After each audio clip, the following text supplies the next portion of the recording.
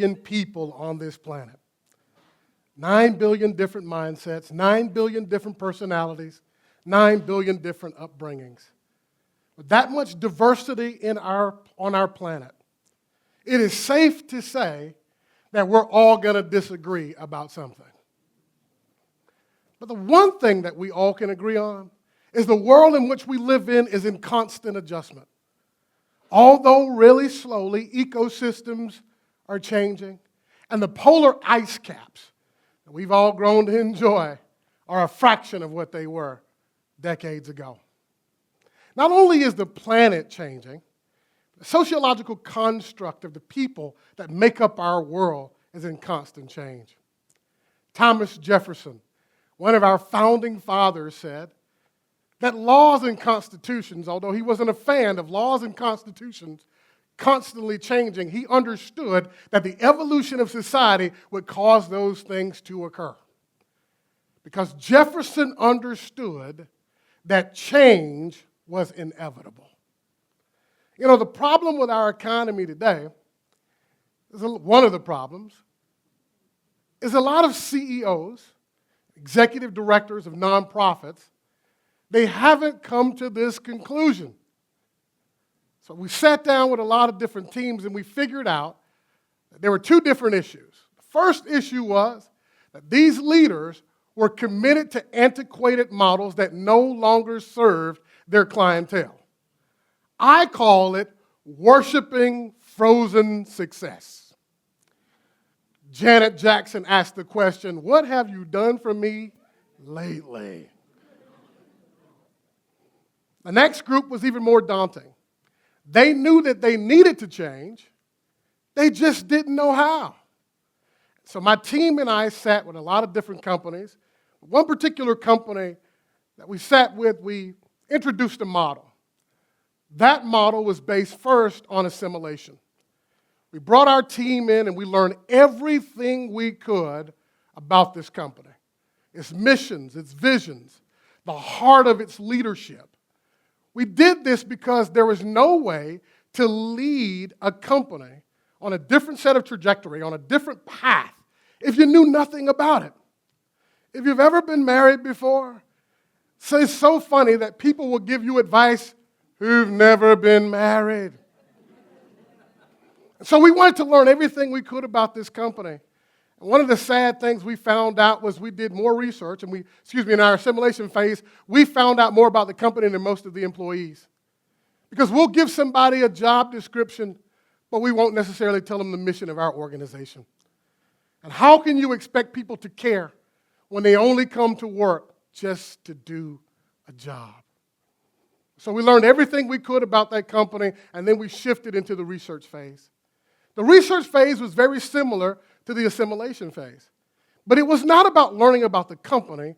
It was about learning about the people who made up the company. So we sat down and we asked very silly questions. Who's your favorite superhero? What's your favorite color? Who is your favorite college football team? And sadly, because I'm working in North Central Florida, nobody said my beloved Auburn Tigers. War Eagle. But we had to learn about these things. And then we asked birthdays and how many children do you have? Because we wanted to set a culture in companies to let people know that the institutions that you work with and work for actually care about you as a human being. You're not just a number, you're not just a title, but we want to get to know you personally. And then we shifted to the strategy development phase. So the strategy development phase was simple. We had a roundtable discussion, and we brought everybody in from senior leadership and C-suite management all the way down to the people who worked in middle management and the people who worked on the janitorial staff. And I sat them at this huge table, and I said, okay, tell me where you'd like to see this company go. And the senior vice president just started going, da-da-da-da-da-da-da-da. And everybody at the table was quiet. Because we've been taught, based on titles, right, to show deference to those that are in senior leadership. So after listening to this guy talk for 20 minutes, I said, hey, can you do me a favor? He said, yes. I said, shut up. And they asked the janitor, said, tell me where you'd like to see this company go. And she stood there with tears in her eyes, and I'll never forget. She says, you know, I've swept out the corners of this building for 20 years, listening to people talk about capital and strategies and layoffs. And I've mopped the halls as I listen to people talk about downsizing, and nobody asked me how I felt about where we were headed as a company. You see, I played college football, and I played linebacker, and my job was to run into people. It was a very important job. Very important job, to run into people and to stop the run. And the person that everybody overlooked on the team was the kicker. His uniform was cleaner than everybody, and he's probably shorter than everybody else and smaller than everybody else. But guess what? You didn't overlook him when the game was on the line and you were down by 2 points and there was only 1 second left on the clock because me as a linebacker could not kick a 50-yard field goal. You see, what you got to do if you're building teams is you have to make everybody feel important no matter what their role is. So the senior vice president and the janitor had to feel important. And we listened to everybody's ideas. And we put together a strategy, and we went into the implementation phase. The implementation phase was simple. I asked each department leader to write a mission and vision statement for their departments as it tied into the individual mission and vision statements of the company.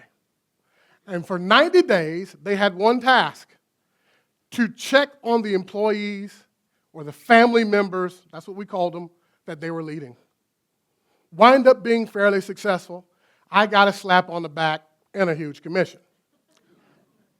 So I'm walking down the hall one day, and the CEO of the company pulls me in, and he says, Adrian, that's a really smart concept, man. How did you develop it? And I told him a story. I said, 4 years ago, I was driving to meet a friend at lunch, and as I was driving there, I felt a flutter in the upper portion of my chest. Drove myself to the emergency room, and they did an EKG. My heart was healthy as a horse, but we did a stress test. When we did the stress test, I failed it like 12th grade calculus. They found a 100% completely occluded artery in my chest, an 80% and a 60%. 5 hours went by, they tried to stent it. It was so occluded they couldn't stent the 100% artery, and they made a decision that the next morning I would have triple bypass surgery, and I was in my early 40s. So lying in the bed that night, I did what every intelligent American does when we're faced with a problem. I Googled it.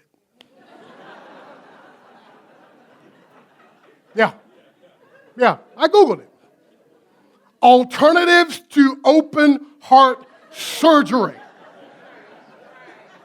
Now, I profess not to be a cardiologist, and don't follow me.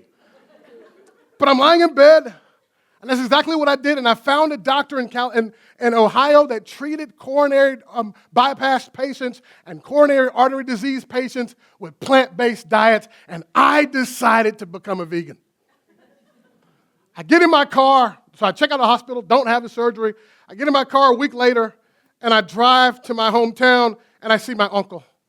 I told my uncle, I said, I am a vegan. He said, no, you're not, you're Baptist.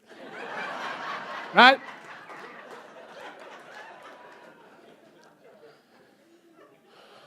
But in order for this to work, I had to develop a strategy. I had to develop a process. So I assimilated. I learned everything I could about my body, my disease. I learned that cholesterol, high cholesterol ran in my family. I learned everything I could. And then from there, I did research on plant-based diets. And from there I developed a strategy. And one of those strategies was stay away from your mom's house for 90 days. Because she's going to fry pork chops and put it in brown gravy, and you need to stay away from there. And then was the implementation phase. So for 7 days, I went on a raw food diet. After that, I continued to go through the process, went and saw my cardiologist. And nitric oxide is an amazing thing.